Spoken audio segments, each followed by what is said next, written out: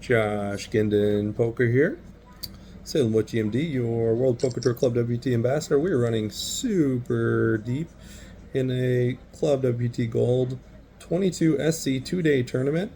We're at the final table. 5,370 people started. Final table's just starting up. I'd like to clue you in on the action. This will be a live stream, essentially. We're going to talk about the hands and the strategy in live time. Stick with me. Here we go. So we've got 8-handed table here. We're sitting third in position. Blinds are 50K, 1K. Sorry, 50,000, 100,000 blinds. All right, there is me, Salem Witch, EMD. And here is our trusty dusty chip, our card protector. So this is actually going to be a post-production film and a long form video, so we don't need to worry about covering our cards. 2-6 offsuit facing a raise from the button. That's obviously a fold. So started with over 600 tables. We were down to the final table. So let's look at the payouts here when we get a second. That's going to be a fold, 7 and offsuit, no matter what happens. So first place, 17K up top. 8th place currently, right under 2K. Pretty shallow ladders. It's a pretty top-heavy tournament payout structure, like most tournaments are these days. Really going for top 3. We're in 4th place now out of 8, so like to look to ladder. So, well, we got a hand that we're not going to play. We're folding that no matter what. 7 and off, yeah. Yeah, we're folding, especially against what we've been seeing from those players. We'll fold. So let's talk a little bit about our strategy. A lot of different strategies at final tables. You got to think about your goal when you're looking at your strategy, and how the other players are playing. Gentleman who just won a WSOP bracelet, he had $1 million from Club WPT Gold extra on top if he won the tournament. He was very incentivized to get first place. I think first place was 200 and some, maybe 250,000, and if he got first, it would be another 1 million on top. So heavily incentivized just to go for first. So he would never want to play ICM poker. I got 4-3 offsuit from the cutoff, facing a 4 big blind shove. A lot of people behind, clearly a fold. So he did something pretty crazy. Ace-7 suited here against Ace-6 off on the 6. Takes him out. That's kind of a tough beat there. Down to 7 players. Good run for that player. But he did something kind of crazy. Everyone else was playing ICM poker, and if you guys, some of you guys are new to poker, ICM stands for Independent Chip Model. We won't get it too much into how to play that way now, but 9-6 offsuit from hijack, or what I call position 7. That's clearly a fold. So the guy that just went out was probably the shortest chip stack. So ICM wise, ICM land, he was incentivized to shove, get a stack in. So currently we're 4 of 7, so 2.5 big blind raise. We got a little over 50 big blinds. Fold. I would encourage everyone out there to get comfortable with calculating how many big blinds there are. On Club WPT Gold, you can click the pot and instantly, maybe it's just one, I never do it, instantly turn your chip stack into big blinds. So 51.3 big blinds. If you click it again, it turns back to chips. I never do big blinds because you don't want to take that shortcut. Because once you get live, which I would encourage you all to play, it really messes things up. You're just kind of confused and lost calculating. Oh, that's an interesting hand. You kind of get lost calculating the amount of big blinds. So 5-8 suited, that's too loose under the gun at these chip stacks, and what I'm going for, I'm going to fold. But yeah, I would encourage everyone to not use that little shortcut. Just go ahead and get comfortable. Okay, I've got 5.1 million chips. big blind is 100,000. I have 51 big blinds, right? And also another quick point is to always know, not always, I mean, if you're 1,000 people left in a tournament, you don't really need to know if you're middle stages of a tournament, but right now I want to know how many big blinds everyone has at the table. So he has 79, or, this person has 27, 17. It's really easy when there's 100K big blinds. That's why I've really been focused on it. 57, I have 50. Jay has 56, and this person has 28. So this is close. Probably a little loose. I won't give away too much of my strategy, how I'm playing here, but 6-4 off felt a little loose. Really getting some really marginal would be generous, but some really weak hands here to start, which is perfectly fine. Got to be patient. One of the most important things of tournament poker. 200, so min open, pretty wide range. Snap call, I would be looking to squeeze there, 3-bet squeeze or re-raise, a lot of positions, 92 offsuit. Fold, that was a snap call, so pretty weak range. He's got 37 VPIP and 32% PFR, so that tells you a little bit about how he's going to be playing. This person correctly identified a squeeze spot, so he 3-bet raise, so raise, so he made it 4.5. Yeah, this isn't, let me see, is this a good size? 267, yeah, this is about a pot size. 3-bet squeeze. Seems reasonable. It's a little, let's see, 3.5. Yeah, that's a really nice size. That's a lot of pressure here. He basically has to commit his whole stack. This person has identified they've got a weak range by calling. Now they're facing a pot size raise. You can do this with a pretty wide range, actually, against this specific action. Hands like ace-jack offsuit, all bigger aces, a lot of medium pairs, even down to some suited connectors. This deep plays pretty well. All right, so 2.5. I played a lot versus short stack slim at the previous table. I have some pretty good reads on this player. 2-4 suited. I can't obviously play there. He's got some leaks that I've picked up on. And he does a couple clever trap plays that I've picked up on too, so I'll be looking to exploit those. All right, so if you're playing ICM poker, you really want to understand where you're at relative. So this is the big stack chip leader. These are, two other players that are close to the big stack. I'm comfortably in the middle, although close to the big stack. These other 3 players are red stacks. Fushimist and Pradji are clearly the lowest. This person is the lowest. 4-9 offsuit. San Francisco. I'm a Chiefs fan, so I'll fold that one. Dad joke for you there. It's Father's Day. All right, so who is this? What's the name of this person? Get a pastry box. Interesting. Okay. Raise and take. Blinds are up. 61-20. Another nothing hand. There were actually a few hands before that I played before I started streaming. I'm gonna fold that again. Obviously, another bad hand. But I one interesting hand was on the button. Jay opened to 2 big blinds. I called on the button with pocket 6s. Flop was queen 9-4. He c-bet small, maybe 30%. I called. Turn was a blank, kind of like a 5. He bet again on the turn, maybe 40%.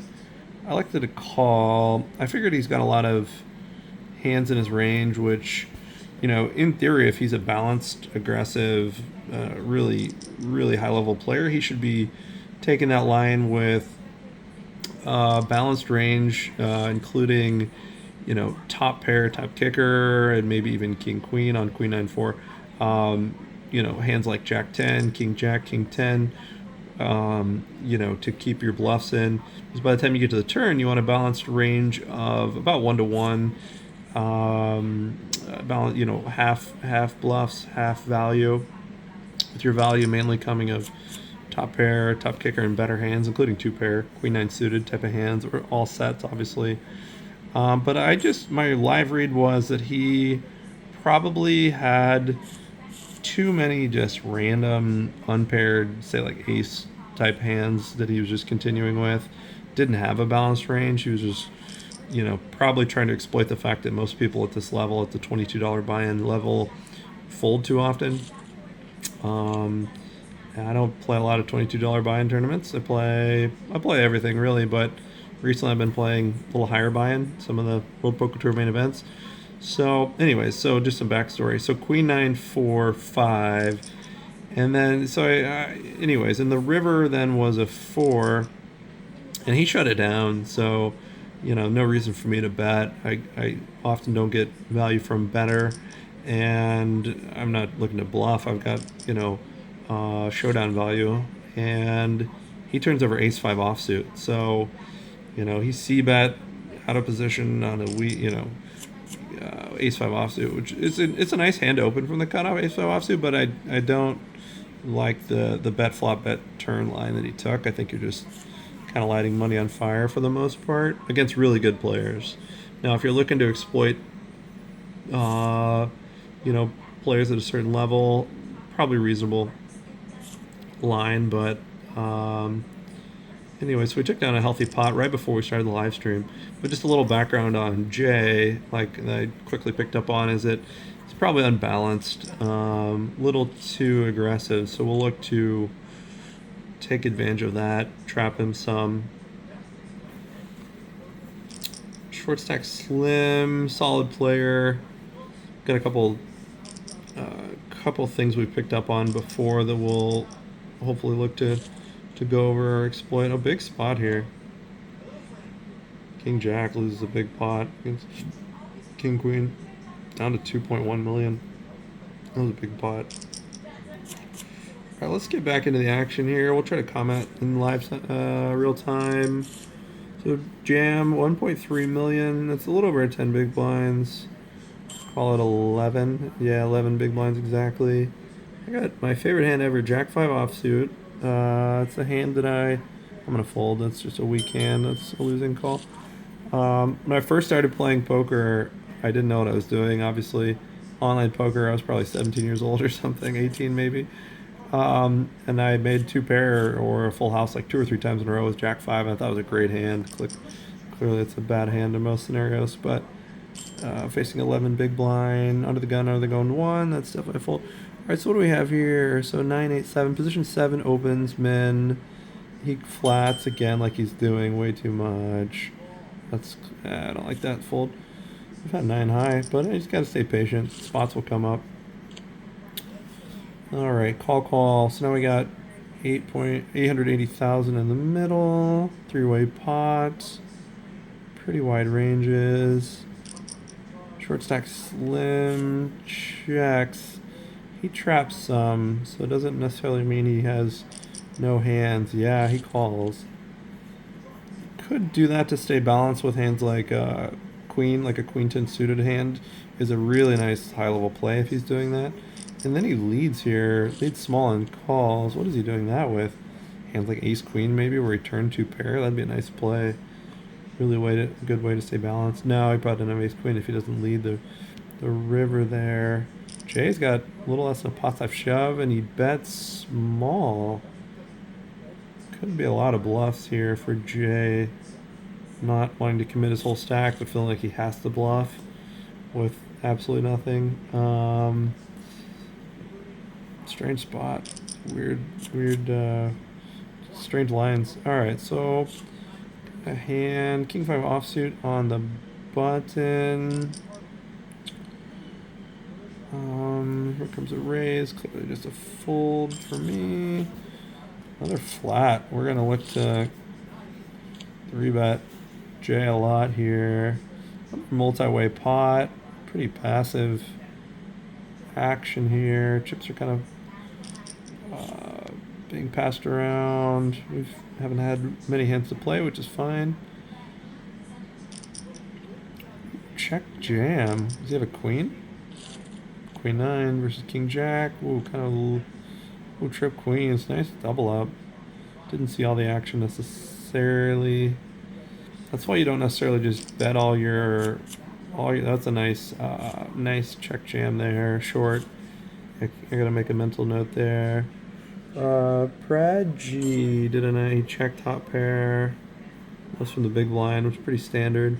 Here's my favorite hand again, which is worthless here. 40 big blinds deep, so fold obviously. Just being patient now. One of the most important parts of tournament poker is staying patient. We are down to the final 7 players out of 5,370, and at least 80% of the time is just folding, you know. Spots will come up though. Queens versus fours. Wow, a lot of outs there. Open-ended. No. Fullman. Tough player. Fushima's great run. Out in 6. So now we're down to 6. Alright, that's good. Another fold here. It'll take a little bit of time. Just the balance. Small. Yeah, that's fine. So let's check out the payouts. We're in 4th out of 6. Another really passive play here. Another flat on the button. 9876. None of these people are playing ICM, you can tell. You know, ICM, you really don't want to be flatting a whole lot. Really passive. Not necessarily loose. Yeah, loose-ish passive, tight passive. Play. Let's see. Pretty passive here. Ace high might win. Ace high. 3 10s. He checked a trap. That's another good note. Was there 3-6 off the weekend? Let's see. So he called on the button with A6 suited. Reasonable. I'd probably fold that. 10s. Oh, the flush came in, and he didn't bet a set. No set, no bet, or a set and still no bet. Okay, interesting. Yeah, I don't know what he was thinking there. I guess he was hoping to. Sometimes when you're value betting, you have to think really what are you going to get called from, and sometimes you can't find hands. So maybe a check looking to induce a bluff is a better line. Maybe that's what he was thinking. Table's pretty passive though, so really got to be getting your own value. 9499. 3-2. Short stack slim. A lot of pressure on Pragi. I feel like short stack slim's gonna call a lot of these spots here. Oh, he's got a 4. Oh, that's yeah. Overplayed spot there from Pragi. Sometimes he's got to check, fold, just give up. I like what I've done every single hand with my Jack 3 offsuit. So let's see what we got here. Down to the final 6. Let's check out the payouts real quick if we've got a second. First, let's calculate our big blind. So we have a little less than 40. This person has a little more than 70, 40, a little less than 30. Brad G has 15. 300. That's 2.5x. And a jam for less than 30. Yeah, 28. So this is 2.5 and 28. So you did over 10x jam. Fine in some spots. A lot of pairs. Nice play with a lot of pairs. Suited aces in theory. Big Broadway aces. Nice play there. One thing you got to keep in mind, maybe he's doing with all his hands, is he's actually splitting his raise sizes, which is different. 5-9 offsuit, another hand we just can't play. People probably think I'm the tightest player ever. I just have no cards. So we might look to exploit that a little bit. We'll talk in a second about how we can do that. But you got to pay attention. Short stack slim, so he made it 2.5x from the button. Then that last hand against me from the cutoff, he made it 2 big blinds. So we'll try to think about what that means. It's another kind of tell, bet sizing tell, as they say. Oh man, I'm just waiting for the opportunity to 3-bet these players because this is just a Interesting scenario. So clearly a folding in though. So let's see what they have. 32. So it's opening 19% of hands. Cutoff's gonna be super wide. That'll be more than 50% of hands, probably with his specific setup. And this guy's flatting most hands. Pretty decently wide VPIP. Not crazy, but so my stats are 28-19. Yeah, still pretty. Yeah, interesting split there. Okay, in this specific tournament, 5-7 offsuit. Man, we've seen 7 high again. Could look to open. I'm just gonna fold. People think I'm super tight. I'm just gonna keep playing that out. First thing when you're thinking about making adjustments is, there's a nice premium hand finally, is to think about, are people even thinking about what you're doing? You know, that's kind of level one, is someone even paying attention, or are they even looking? So he made it 2.5x. He's 38.22. Decent spot just to continue. Almost trapping some spots. I like this. We're not necessarily giving up for small. We can check back. Yeah, no reason to like a check here. Play a passive. Look to pick up equity. We can bet here. Yeah. What does he really have? Interesting spot to raise here on the turn. Let's put club out there one time. 10. Okay. We can bet here on the river. Oh, he leads. A calling spot. What is he saying he have? Raises with his whole wide range. We've gotten some spots already. First of all, he's betting 500 into a pot of 2.1 million. That's 20%. That's a weak little. So what is he actually saying he has? He raised 2.5, so pretty strong bet. Then he checks flop. So that's, you know, he's pretty weak. I mean, he doesn't have 10-9. I guess he can have some straight draws, a lot of overcards, ace-jack sort of hands. He just has nothing about. Doesn't have many sets. His 10s aren't there. I feel like I just priced into a call. I'm beating a lot of some of his value hands that he's doing this with. We'll see what we're gonna call. What does he have? I think he picked up some equity, and now he just missed. Did he do it with a 10? He was trapped. I doubt it. I think I probably have a better hand than him a certain percent of the time. So this is a pot odds call, I think. So let's see what he's got. Yep, and we win. Queen Jack. Okay. Yeah, his line just didn't make sense, and he's tried to bluff me a few times already. Wow, interesting way he played that. Huh. It's a good call. If he'd have bet, you know, he's just betting small there on the river. Once again, he thinks he's maybe against population at this tournament buy-in size. People fold there for 20%. But I guess a lot of people can't, you know, maybe he's just trying to exploit. Some people don't make ace high calls, but I was bidding most ace highs on a lot of hands he had in that range. Interesting. Okay, ace 8 suited. This is a nice hand. I don't need to go crazy, but got a tight range. I'm gonna get a lot of, or tight image. I'm gonna get a lot of respect. Rarely gonna get 3-bet. And oh, jams. Interesting. So let's see what he's got here. 20 bigs. That's a 20 big blind jam. Over my open. Feels light for a call. He hasn't been tight, but he's just got a better range than me there. I'll let him have that one. So that's probably, I'm probably ace jack off. Is probably the bottom of my calling range there, 20 blinds. Ace jack suited, I feel like it's getting to where it's definitely a call. Looking at those mid pairs, they're probably profitable, especially 8s and above. 20 big blinds in that specific scenario. Ace 8 suited felt clearly like a fold under most scenario. One of my favorite hands. 6-7 suited, 7-8 suited. I can tell you some spots here. So what do we have? Where this is definitely a call. Defend, 6-handed. 9 jack 10. It's gonna favor his range a lot. He's got the range advantage, nut advantage.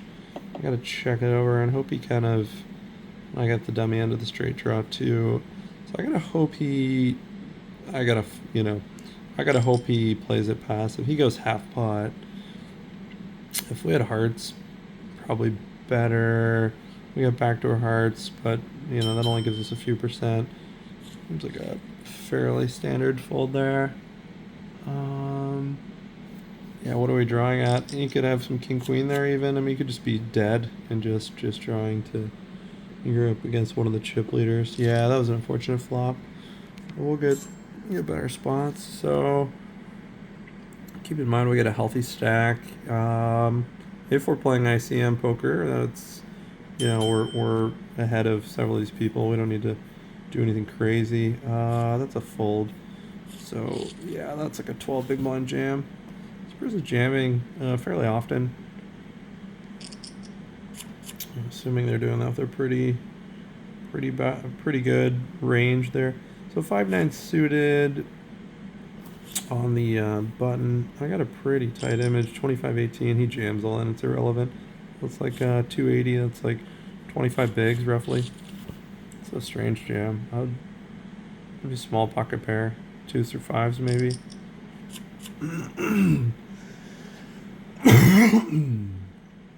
All right, 4-6 diamonds. Bread stacks. 2 big blinds off of 390. 27, 28 big blinds probably. Let's see if our maths are right. Yeah, 27, 28 exactly. All right, and a call. Okay, or a, sorry, 3-bet jam and a call. Deuces, wow. Ducks, are they quacking? Probably gonna hold. Yep. Wow, nice double. Really, this must be a studied player. A lot of people aren't taking that spot.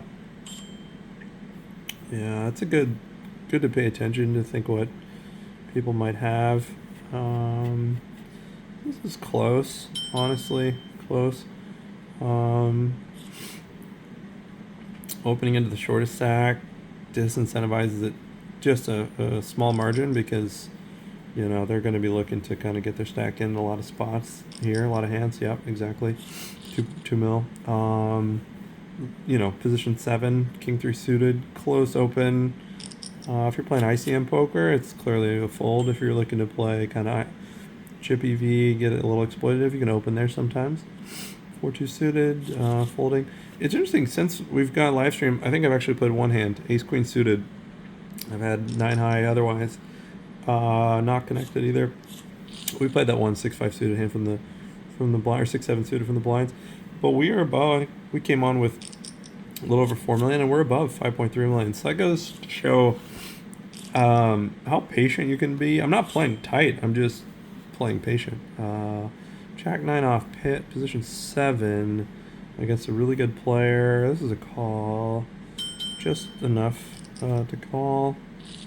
And he's playing just to see. Oh wow, we flop the world. I don't want to take too much time to make it look like anything crazy. I think that's pretty big. 700 into 300. Just call to start. Definitely not folding at any point.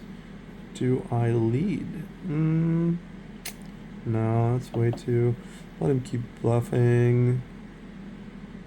I want to give him an out. Hopefully he just keeps betting. He's a pretty... I think we raise small here. I think it's a nice play. Raise small. Seems like could be some bluffs.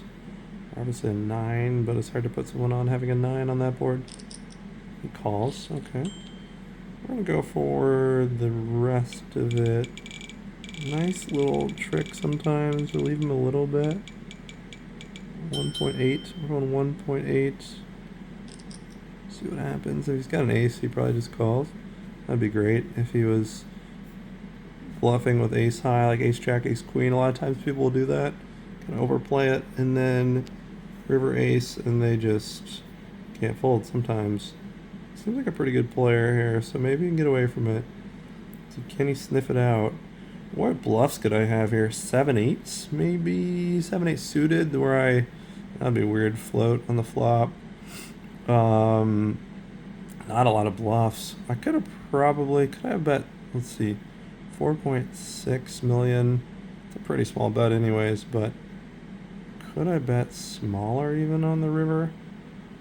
Definitely don't like a jam on the turn. You can't raise too big because he's got nothing a lot of the times. You want to price him in to try to get there. If he's got an ace here and folds, that would be world class. I think most people get here and just, you know, they realize 9 is there a lot of time, but it's hard to know what he had exactly. I feel like he had a lot of aces, but I think aces usually call. Maybe an over mid. No, I don't think he had an overpair either. It's interesting. Weren't any draws out there. Could have had to hand like 10s or jacks potentially, or 10s or queens maybe. Alright, that's a fold. 2 big blinds. Let's see what we got here. Yeah. So, we've really played 3 hands since we've come on stream here. 30-minute time now. Been super patient and just waiting for spots, not giving any chips away. We started out about 50 big blinds, plenty to play, especially the final table. If you think about ICM, most of the chips will, you're not just playing 50 big blinds, you have essentially a deeper stack than how many big blinds you have. Some people think 1.25 to 1.75x, maybe 1.5x, but it plays a lot deeper than just how many big blinds you have. And shipping up here nicely. So if we get a break in the action, we can take a look at the payouts. So big day of poker here for myself, Josh Giddin in poker, Salem Witch EMD. Ace Jack off. I had the main event day 1. Ended up 14th on a 70. Clear open here. We'll just look to open men, and we'll see what the big stack does. Fold full, and I was calling this jam, obviously. 12 or 13 big blinds, clear jam. Okay, they folded. They had really weak hands. The Doyle, man, what a legend. I got the honor of meeting Doyle at the Club WBT book signing at the Wynn World Championship, I think 3 years ago now. What a legend. He did a book signing, 180 people who got a entry into an event. He would sign every book, and one of the 180 had a golden ticket in it, which was an entry to the main event. And the people behind me were very nice. They were from Colorado and Connecticut. They said, I hope you win it. And I said, no, I hope you win it, because I wouldn't be able to play it. I would have to go back for work. I couldn't get the shift off, even if I had won it. And they were very nice. We got to chatting, and she was behind me, and she won. She opened the book, and she had the ticket. Her husband was a very serious poker player. She'd never played poker, a major tournament a day in her life. Some of the World Poker Tour talent kind of coached her up over the next 3 or 4 days. She made a deep run. If I remember correctly, there were 4,000 runners in that tournament in the $10,400 World Poker Tour Championship main event. She ended up right outside the money, I think 550th or 600th place out of 4,000, and hardly ever playing. So that was impressive. She was an attorney, family attorney, so clearly an intelligent woman, but didn't have a lot of experience playing cards. She played a little home games and things, but never played a big tournament. So it was an impressive run. Didn't quite cash, but impressive run. 7-4 offsuit seems weak. I think I can just fold this. Yeah, I don't need to defend that necessarily. Just staying patient. Not overextending myself. So King 7 offsuit. Let's see what the action is. I thought we were going to play our first hand. Blind versus blind. Is this a call? Probably not. 3, 520, no, 12 big blinds. No, snap fold. Fold, especially with the big stack behind. If I was closing the action there on the big blind, what would be the weakest hand? King 7 off is close, but probably a fold. I would have to think about it a little bit more if we're in that spot. Another playable hand, depending on the action. Queen 10 suited. Gonna look to get involved on the button. This is a nice calling hand here. Good 3-bet with some frequency. Really don't want to be folding that. Pretty shallow stacks here. So he raised off 2.6, so that's just under 20. Another limping. Oh, and we flop gin. Broadway. We're not scared of anything. These players are both short. So we are gonna Hollywood a little bit. You don't have, live, you gotta mask your tells and practice masking your tells. Online, you just kind of gotta stay in the range of what's normal as far as, I think we bet small here. Sometimes they raise, just go crazy if they got 2 pair or something. If he's got anything, he probably has to continue with that small a bet. 8, just clean. I don't think we want to go for all of it. Let's go half. Remember, there's a little less than half's fine. 780. 780 into 2.4 million. That's like a third. So he's got to defend with. Oh, he jams. Must have a queen. Yeah. Queen. Oh man. Bad turn. Oh, he had a draw. So okay, chop chop. Everyone loves a chop off. 6, 8 of diamonds from the cutoff. Mixing spot. Let's see what we can do. Gonna make it 310.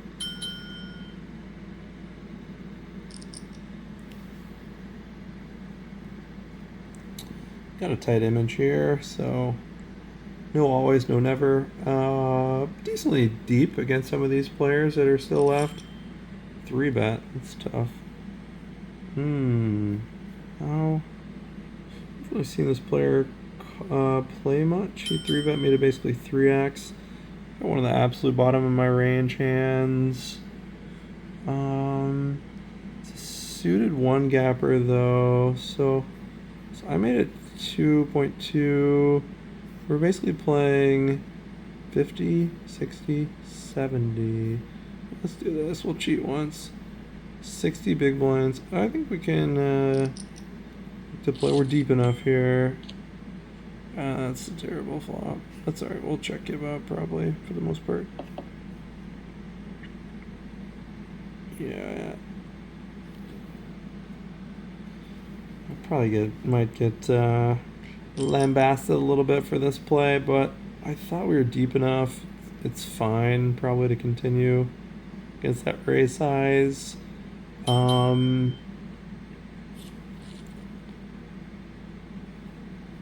an interesting 4-bet spot. Now I think for the most part you should just want to be folding there, but I felt like we were deep enough that we try to catch a flop and catch them, but yeah, there's only a couple more big blinds. Alright, Jack 4 suited, getting back into position 7. Very clear raise. Or sorry, very clear fold. Alright, so we've been playing poker, a lot of poker today. We've been doing, starting with some Father's Day activities. Father's Day brunch here in Boston. Went out to Zuma, if ever anyone's been there. Then we had a main event. Let's see, that's close. Close to wanting to open. We're gonna let it go a little stronger, maybe 1 or 2 pips higher we would open. Yeah, we started with some Father's Day activities. Then we got right into the World Poker Tour main event. Day 1. We weren't looking to play the main event, but we won a feeder seat that couldn't be exchanged, so we did play. We were chip leading early on and ended up 14th down to 70, which did not make it onto day 2. King 5 off. This is 6-handed. Players play a little bit aggro. He might trying to be make an adjustment against me. He might be thinking I'm weak because I'm folding a lot, or the deck might be running over him. I get the sense he's opening a little bit more than he should, so I'm going to be looking to exploit that with some 3-betting opportunities. All right, 2-3 offsuit. We can. But yeah, so we had a nice brunch with the wife and 2 kids. Then we played the Road Poker main event. Made a decent run. Outlasted Rampage. He was playing a lot of live poker today. Doug Polk, Code Doug, made a deep run. He was chip leader for a long time. I think he ended probably 5th out of 8 left. Then we played day 2 of the Prime on Club WPT Gold, and we cashed that. We ended up about 100th place.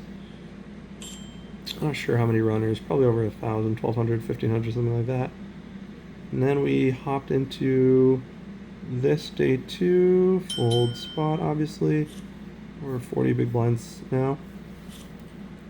40 big blinds effective. Flat. I don't like, so what is he flatting here with? He or she. What is this player flatting with? A lot of their range, in theory, if they're a good player, and looking to, he's a little deep to be doing that. There's a strategy where you're pretty short stacked, say under 6-7 big blinds, and you call if it's just a min raise call with nearly 100% of your range, maybe fold out the absolute worst hands, and you're just looking to get any pair, even third pair, bottom pair, and just a lead jam is a nice place. You flop top pair or 2 pair better, for example. Sometimes you can check, look to trap. Let's see, 12 big blinds, nope. But he was 10 big blinds, so it seems like probably a 3-bet or fold spot, 3-bet all in or fold, but once again, this player's playing a little wide. Seems, 8s, that's a big double. Yeah, I think this player is pretty solid, but not studied, if that makes sense. Okay, so 9-6 suited, 40 bigs, not trying to do anything. We're still pretty, pretty slow structure here. Nice blind level. We got 40 here, 64, 23 big blinds, 16, and 13. So, if you're just thinking strictly ICM, this player has 23 big blinds.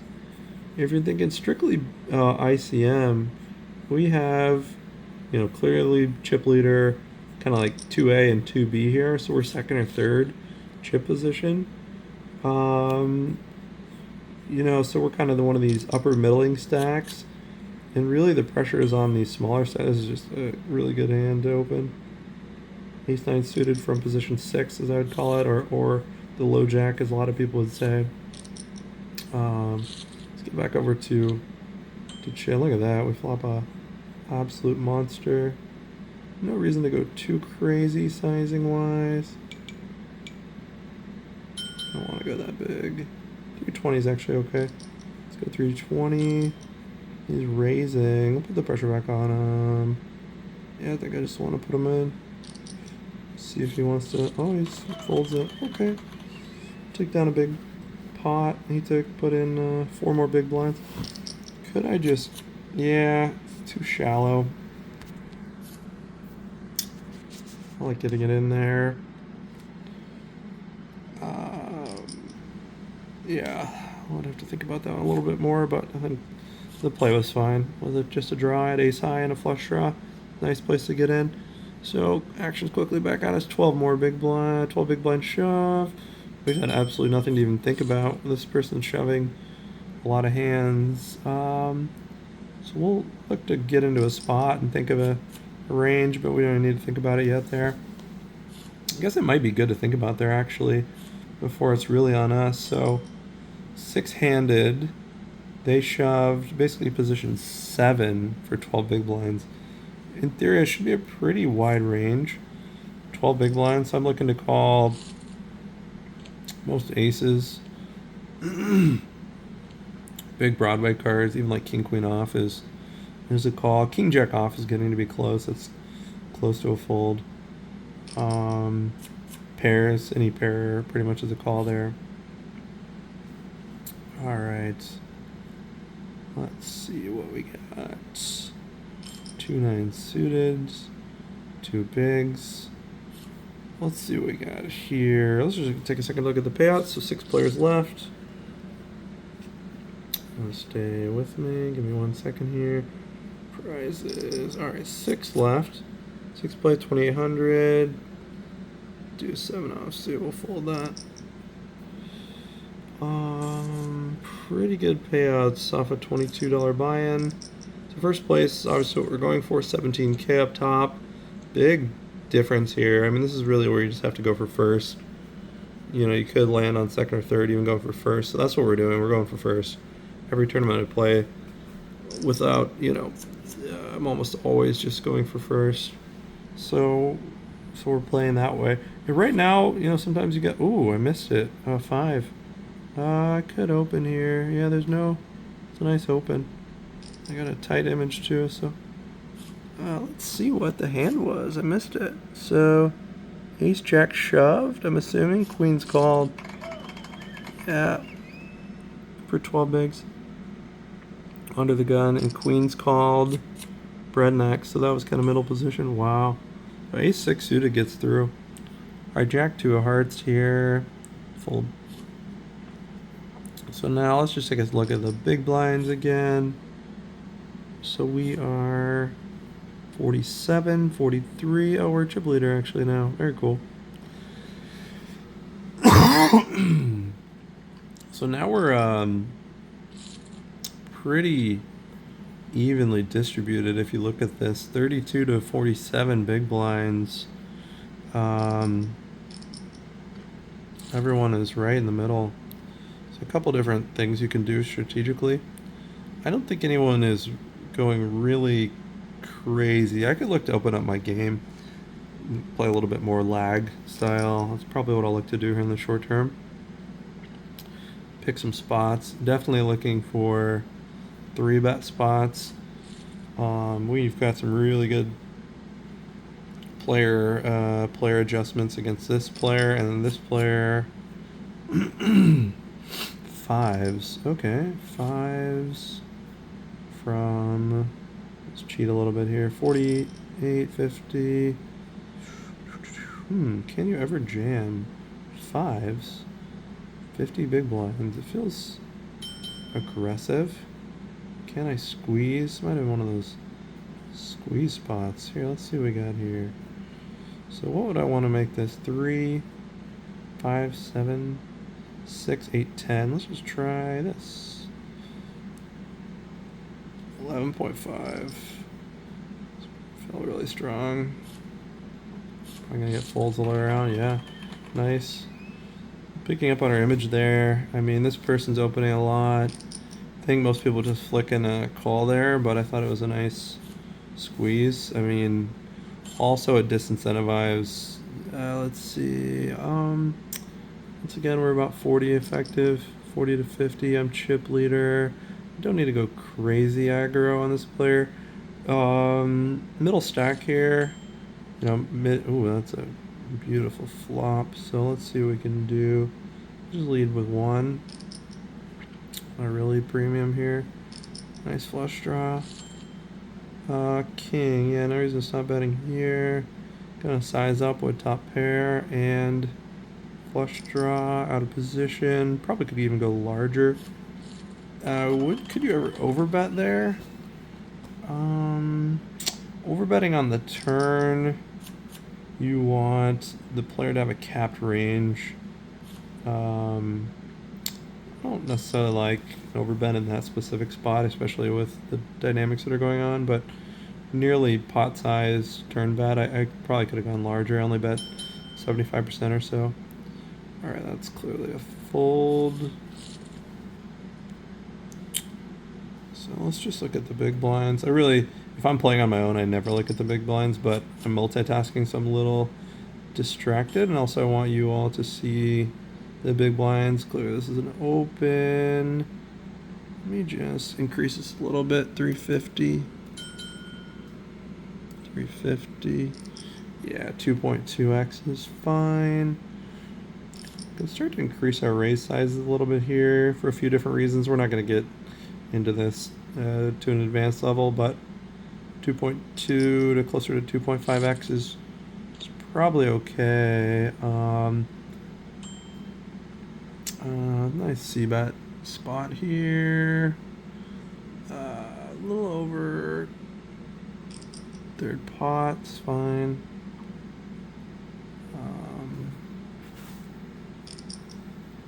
So what's he calling with there?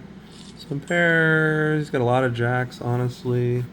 I turn queen. Really don't want to slow down here. I mean, if he has a 7, I think we would have heard from him on the flop. What is he? Does he float there with a ace high with a queen? I doubt it. Ace queen. If he jams, we're sad, but we'll deal with that when we get to it. A beautiful turn. We had a lot of backdoor equity there on the flop in the nature of turned flush and straight draws. I mean, we banked the top pair, which is great. All right, so playing comfortably here. So queen 7 suited. It was a little loose. If I wanted to go aggro and try to run over the table, reasonable hand open, but these players are not pushovers, that's for sure. I don't think that's the best strategy of just going aggro maniac style. I think what I've been doing so far is best at this final table. You kind of have to fill out each final table. It's like poker, you have to assess every single situation. That's why one of the many reasons I love poker. It's like the ultimate strategy based game. This is quite a fairly competent group of players, and you can't just, some players you can run over, but what I've seen so far from these players, you can't really run them over. This player traps some with, I saw him or her, this player trap jacks earlier, late position, facing an open raise, just flatted from the cutoff from hijack raise, like 50 effective. It was sneaky. A lot of people threw about there, but I think he was trapping. This player is pretty aggressive, a little unbalanced, highlighted by a few hands. This is enough to continue, especially at, can I 3-bet here? 160 off 30? No, I would never need a 3-bet. Let's see what the stats are. 32-20, that's fine. Flop top pair.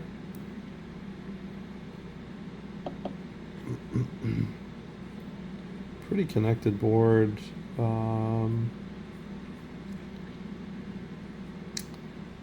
Probably gonna look to, that's a big bet, 800 half pots.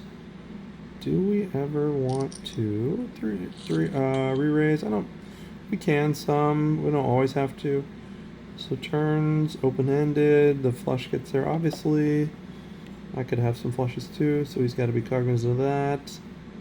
Still have top pair, open-ended, and he checks. Gonna bet most who will get there with the, let's go third. Yeah, third, lead third. I mean, we don't want to check back as a disaster. So what has he got? Probably one pair of hands. Oh, queen, wow. Queen 10, so that was nice. Wow, that was quite the run out. That was one of those spots where balance is important. I mean, I think a lot of players would, or not a lot, but maybe some people would just 3-bet that flop, or sorry, re-raise that flop. They make it half pot, so he bet a pretty big. Really pay attention to bet sizing too. You can really get to tells and think about ideal lines. If he bet small there, quarter or a third, I might have re-raised to maybe 3x or 3.5x there. But that player bet half pot, and so that's saying you don't want to get too far into it. But I thought that call was the better line, and ended up working out really well. It's going to be kind of an extended extended stream here. Gonna probably run a few hours, I'm assuming. We're 54 minutes in. So I'm hoping you'll get some strategy content. So I'm just getting my poker YouTube channel going. So bear with me about quality. I gotta get the everything up and running here this week. It's a little shaky. I'll try to edit that out. I'm just holding the camera as of now.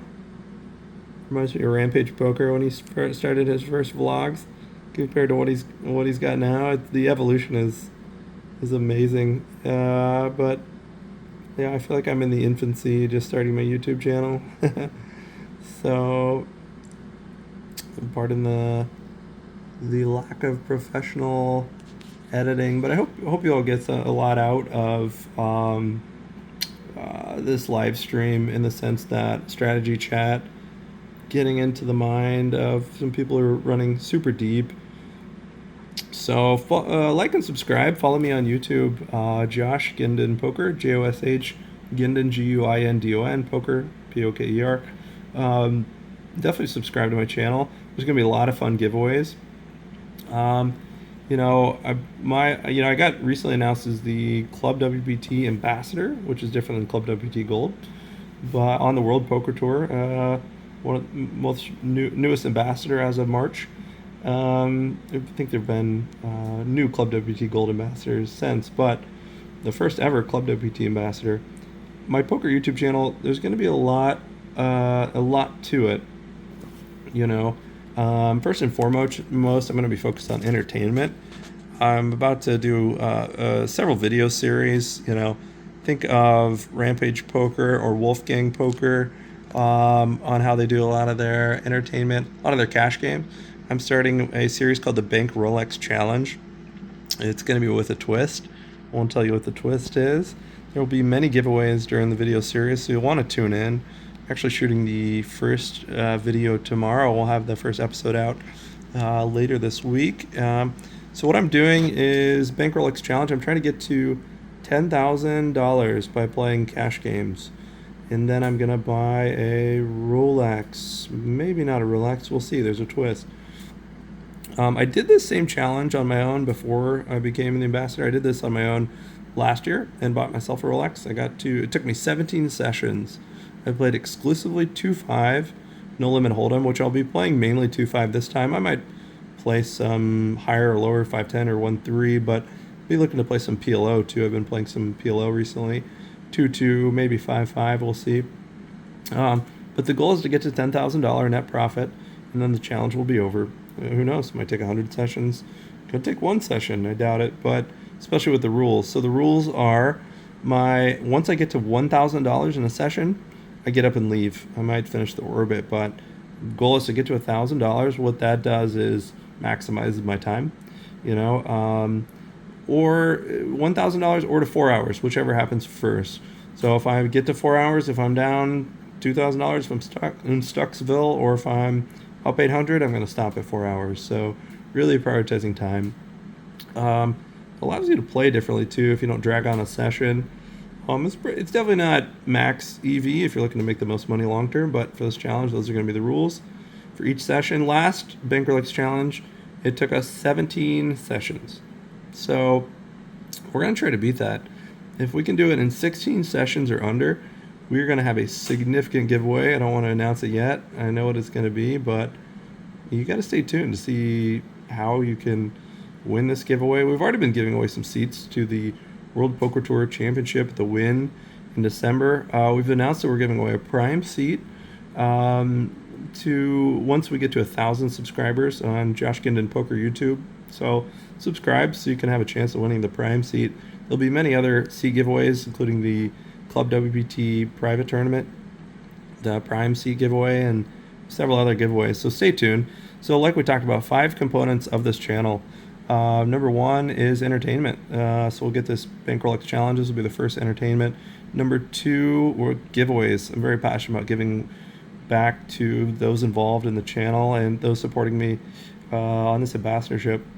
Number 3 is strategy. Very important to me to kind of share the process. World Poker Tour is calling my Start the Sun run, and I want to shed some light on the sun run. Sorry, no pun intended there. Light on the sun run, but want to kind of give everyone a look into what kind of strategies I've used to get to this part of the sun run. So let's get back into it.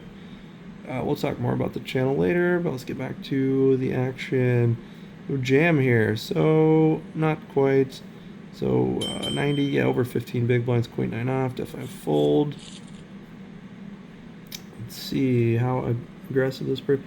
33 and 20. Okay, that's fine. So down to 5-handed now. Let's give everyone a quick look at the big blinds just so we can see. So we're currently chip leading 65, 30, 30, 19, 29. So we are chip leader, and we have a great image. Everyone thinks we're tight. We are not tight. In reality, we are just card dead, or we were. Actually should have sized up there, but that's okay. This player doesn't do much 3-betting. Jack 8. I'm gonna be c-betting medium, small, medium, 400k. I think 360 is fine. Pardon the small cough. Just got a little post-nasal drip, if anyone knows what that is. Alright, so we were bluffing, obviously. There, we picked up middle pair, which completes the straight draws, a flush draw. We're just looking to, hope to get to showdown now. Yeah, we're just hoping to check it down, get to showdown. If he does, he checks, so he can easily check behind. We're gonna win most of the time here, including this time. Ace 5, great. All right. So talking about balance, that was a nice balance play. Return river. You don't need to go crazy. Obviously not bluffing with second pair. You're really only getting in that specific hand he had. I could have maybe gotten called by worse, but all the draws got there. The flush draw, the straight draw got there. I had second pair on the turn, and higher card came on the river, which completed the flush draw. Absolutely no sense in betting on from my standpoint. Your hand can change classes over multiple streets. I was c-betting as a bluff on the flop, and I turned a good pair, second pair, which I took the lead, but it completed straight draws and didn't really want to bloat the pot and get too overcommitted. I thought it was a nice balance play just to kind of check the turn, try to get to showdown. Some rivers I would have continued firing. So what are some adjustments we can make here as the chip leader? Obviously there's two kind of schools of thought, types of play. ICM play, which I'm 100% certain these players are not playing ICM. There's only one of the players that might be playing ICM, but the way they're playing is definitely not ICM. So they're basically playing kind of conservative chip EV play, so that's important to know about. So I'm not going to completely play ICM poker, which means I can't get as aggressive as I otherwise would have. This is weird. Okay. I think this is a nice 10-7 suited. Limping. What's his split range? 33-20. I'll just look to check and play. It's a nice hand. I mean, yeah, I got some 180. Can I re-raise here? I'm gonna put him in a bad spot. I think so. Deny that. Deny this guy's equity. Get him out of the pot. Does this person really wanna? Oh, he wants to go for it. So that means he's got, and he limped in. So he's limping with a monster. Whatever it is, we're folding. We obviously can't fold. I thought it was a decent play, but obviously it's a fold there. So what would that guy limp with now in jam? Hands like ace 9 maybe, diamonds draw, some weirdly with like aces and sort of things some people do. I really don't think he's got, other than diamond draws there, I didn't see that he had many bluffs. And I've got a bluff slash draw of my own, so semi bluff. Let's see, that is just a pure fold. Not playing scared though. Good for this player. Let's come back to the big blinds just to show everyone. So we are chip leader, 5 left. We have 66 big blinds. Player to my left who's been pretty aggressive, down to 22. Short stack slim, pretty tight overall, trapping for the most part. Red stacks is getting in there, 22 bigs. Jay has been getting in there too, mixing it up. Pretty unbalanced. 27 bigs. So, it is what it is. Let's get back to the... Just seeing these big blinds drives me crazy. I love seeing the chips. Because, let's see. Okay, that's fine. The pot size jam. Putting the pressure on. Kind of missed the action, but...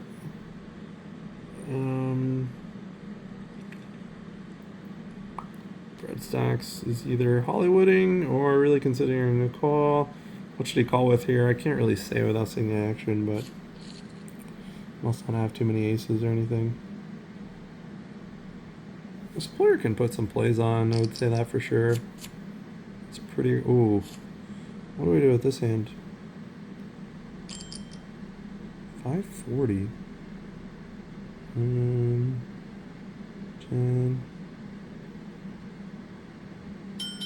Can I bet, like, minimum? Click it back. Folded instantly. Wow. 3x. And I went to 6 bigs, and he just snap folded. We gotta look to exploit that a little bit, too. Jay is quick to fold. That's wild. Just snap folded. So 2... Let's mix it up a little bit here. I wanted to go a little smaller, but that's fine. So that's 2.5x. This player is defending a lot. Man, that was wild. I min raised, 3-bet him, and he just absolutely snap folded. So let's play a pot here. Queen 9. Check, check. Ace. I think I have to bet here. 450.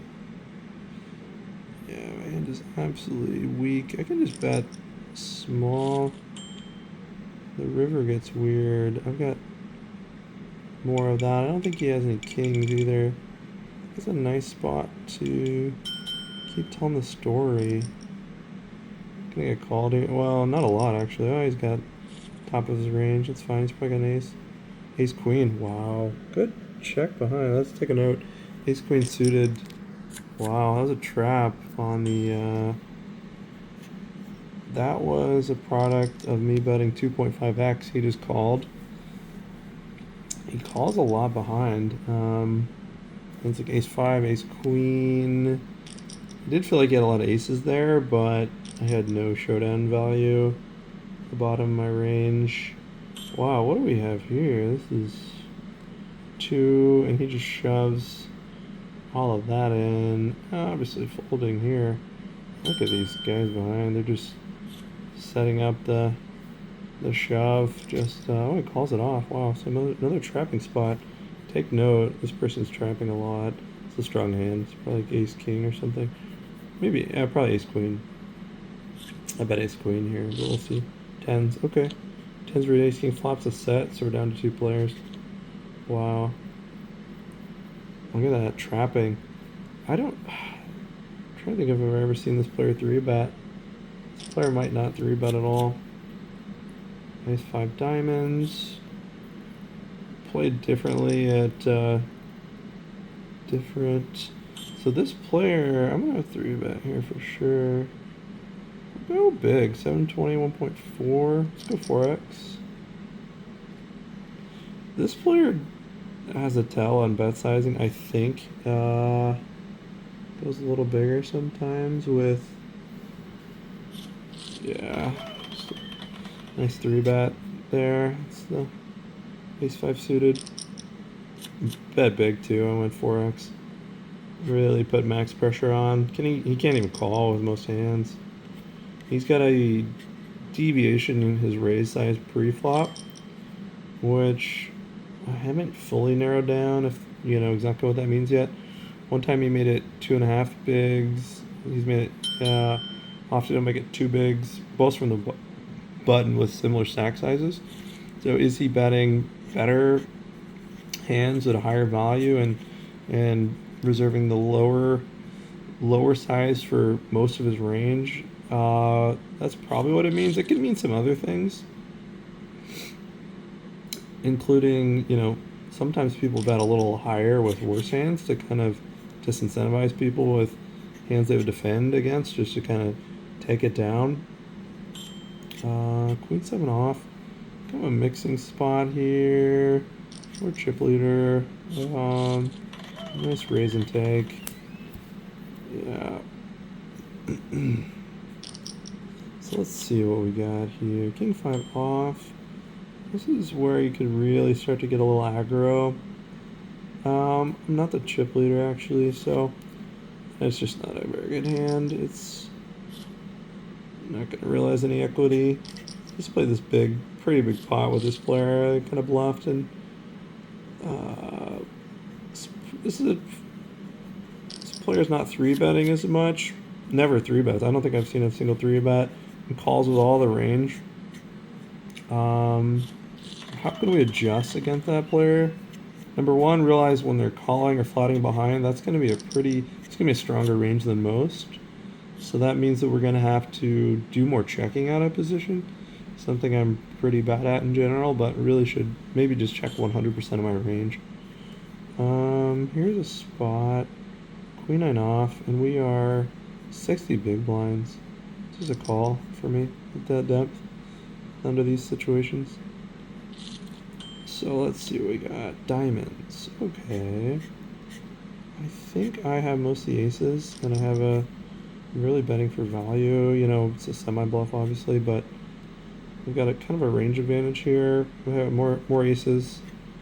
He's gonna click it back. I'm not going anywhere yet. Could I re-raise here? No sense in doing that. Really want to keep ranges wider. Gotta check it over to him here, not necessarily going anywhere. Does he have king high diamonds sometimes on that? He's betting pretty big. 720. Ooh, that's close. Betting. Oh, maybe actually has the ace. I think it's a fairly tight fold, but kind of low visibility, as they say, right? A diamond comes in. Does he have the king of diamonds? It's a nice half pot bet by him. If he goes smaller, like a third or something on the turn, I'd probably call. But he's got the board pairs there too, like, so the flush even comes in. Small percent of the time I'm just drawing dead. He's chip leader too. He can just put a lot of pressure on. Yeah, I like the call on the flop, and then that specific turn you just have to kind of give up. So let's get a little bit bigger here, roughly 2.2x. So I really want to. This person's not. I don't know if I'd say calling station, but kind of quick fold, raise.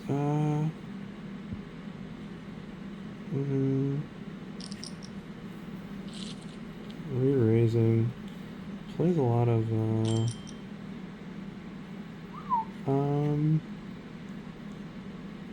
I think it's just a fold, 2.4 million. I think we gotta continue one more. So small. Oof.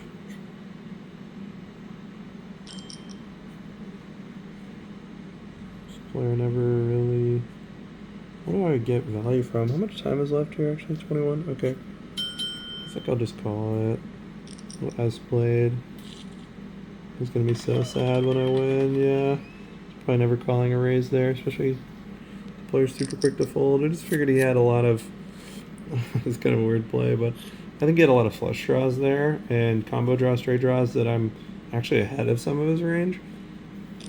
He plays pretty interesting. So what is this? 17 big blind.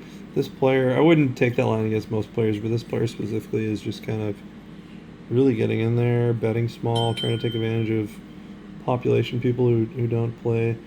Let's see, that's just a fold, ace high, 17 big blinds. Ace queen is a call for sure. Ace jack suited is probably a call. This is a pretty tight player. Ace jack, as tight as it is against this player, might be a fold.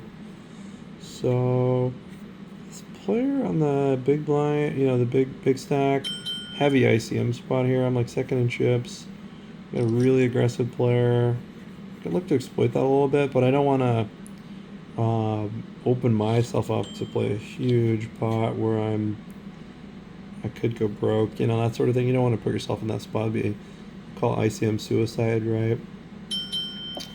We're gonna look to play pretty conservatively most of these spots. Here's a nice spot. So check, turn.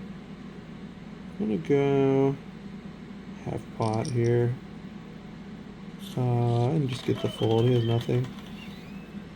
David Miskowitz was doing that to me. The first WPT I ever played, and I was in the big blind. He was in the small blind.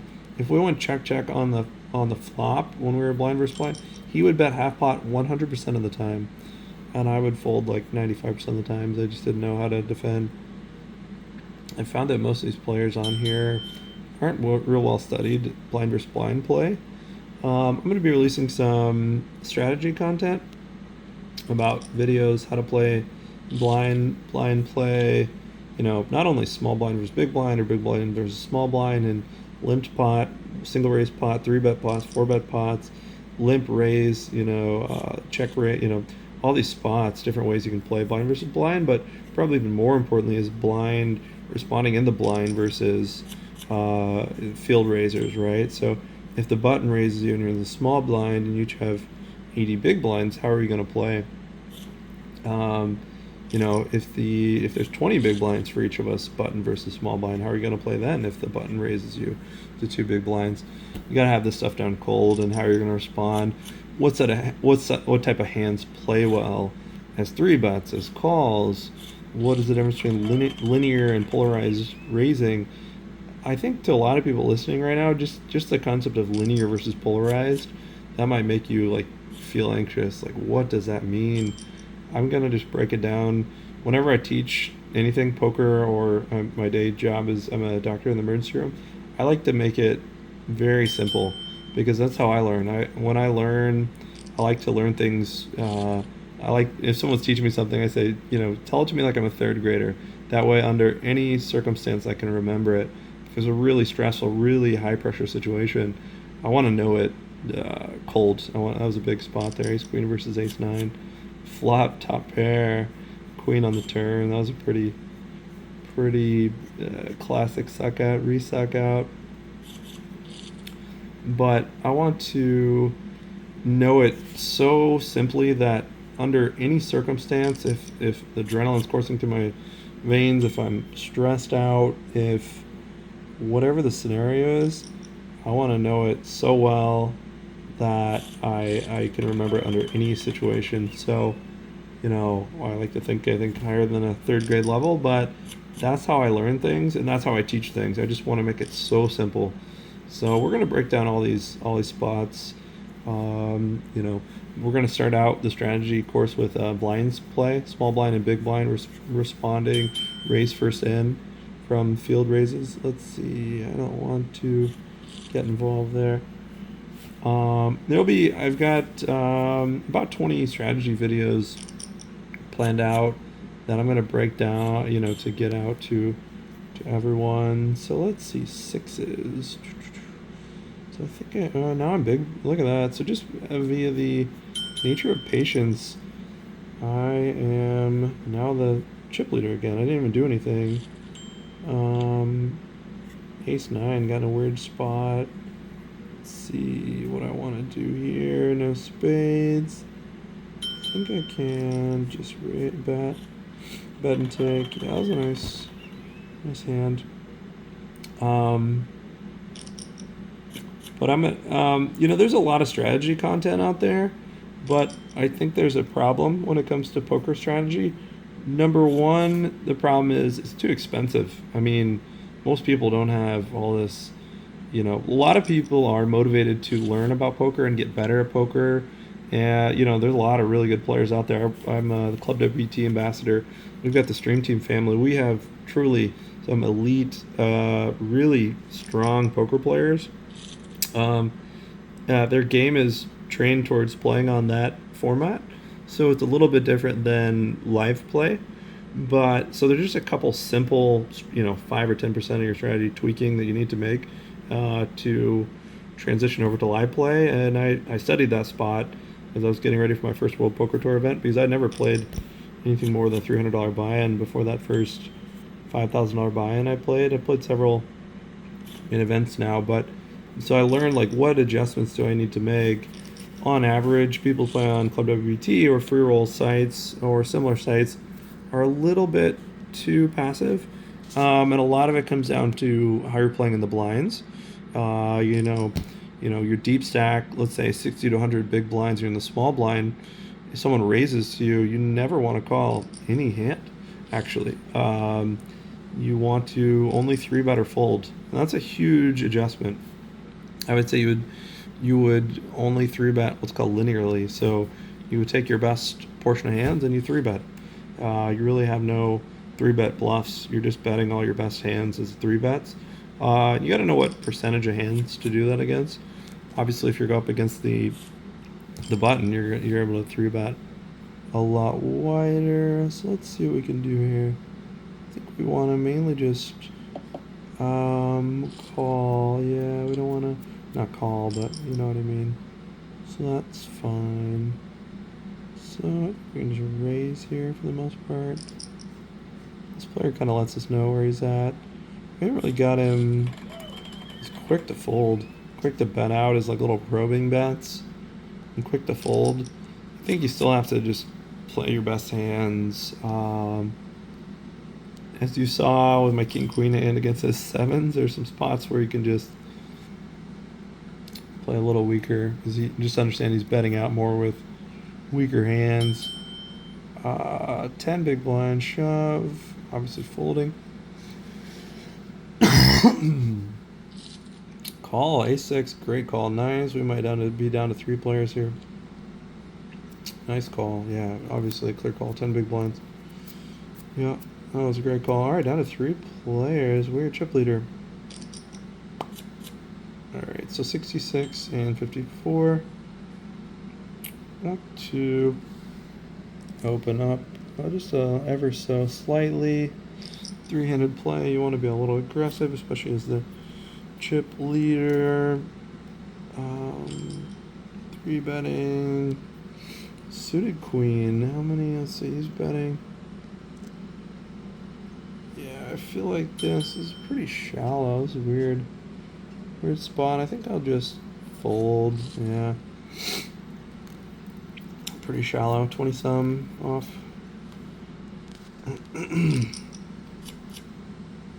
So this J player does little pro bets, but pretty aggressive. Doesn't continue. Is kind of scared to play across multiple streets, so just like always trying to figure out where they're at, sort of thing. So we can look to exploit that. More semi bluff bets. Sorry, tongue twister. So we can bet small here. Yeah, I just took it 8 high. Look at that. Great. Did have the gut shot. And we are the chip leader. So heads up is going to get super interesting here. Still want to stay patient for the most part. Ranges are super wide. I'm quite certain from what I've seen so far I have more blind versus blind experience compared to either one of these players. So that's gonna be going to bode well for me.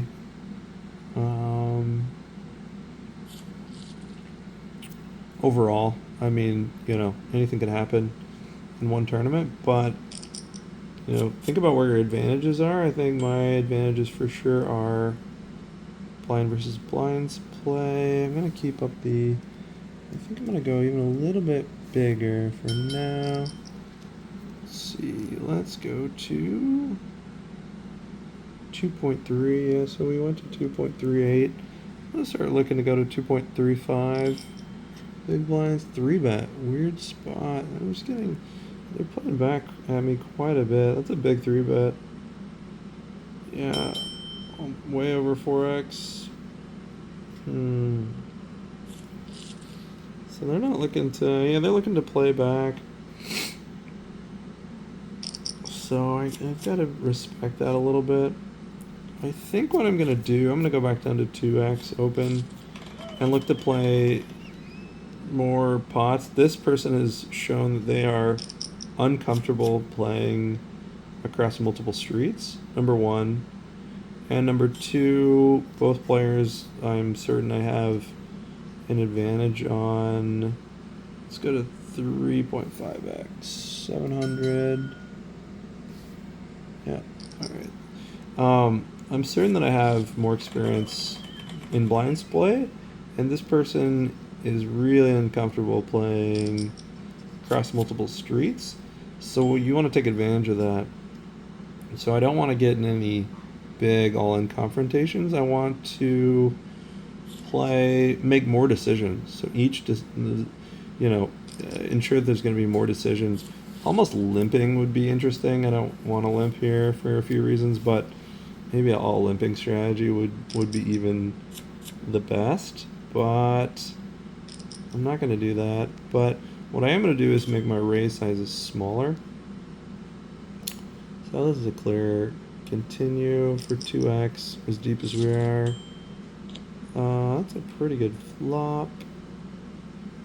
Do we lead or do we check raise or do we check call? Like a check call. Let's do a check raise maybe. Yeah, let's see what happens. It's close. I'll check. I don't want to get. That's another. I think I got a lead here. Yeah, so let's just lead for 700.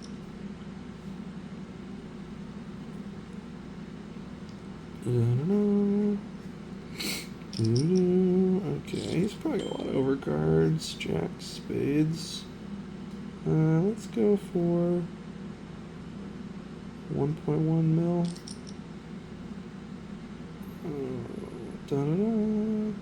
Can't give up the betting lead there. I think that's a mistake a lot of people make. And they're just gonna bet with impunity. Yeah, we lost. That's alright. It's tough. I flopped ace 5.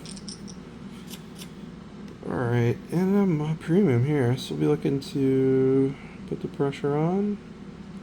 Ace king off. Functions as. This is obvious 3-bet spot. What we want to do, picking an intelligent sizing is important. 30 some bigs. 1.3 is fine. Looking to go with it too. I mean, they're 30 some bigs. If he wants to try to make a play, we're just gonna get it in. This player is really not continuing a lot. Just over folding a lot of spots. So this is a nice, close to mixing spot, but we'll see how much they're playing back at me. I think it's a fine open. So back to my point earlier, I'm gonna decrease my bet size. It's, this person has 30 bigs. This person has, let's just see what we have exactly. It's 54, 62, and 30. This person's really playing back at me. Maybe they're just getting ran over by the deck.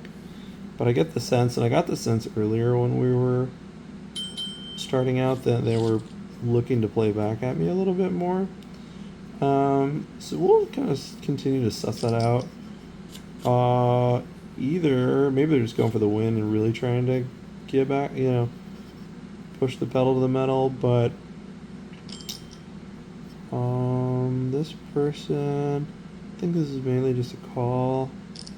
Yeah, someone who's uncomfortable playing multiple streets. C-betting a lot. I think I have to fold this one. Could I min click it here? I think I could just, it's a bluff, see what happens. This person overfolds, look at that. Just exploiting the tendencies there. Does he have a 5? I mean, if he's got a 5 or a club draw, sure. Or an overpair, but 80% of that player's range right there. I just min bet to 2x. It's such a weird play, but felt right for him, so. Especially I've got, the pressure, I could put a little pressure on him. Alright, 6-7 off. Is 6-7 suited or off? I'm looking through my camera. That's off, dude. Okay, that's fine. So he's really kind of getting down there. 18 bigs against 2 other 50 to 60 big blinds. So he's gonna make one mistake and really put his stack at risk.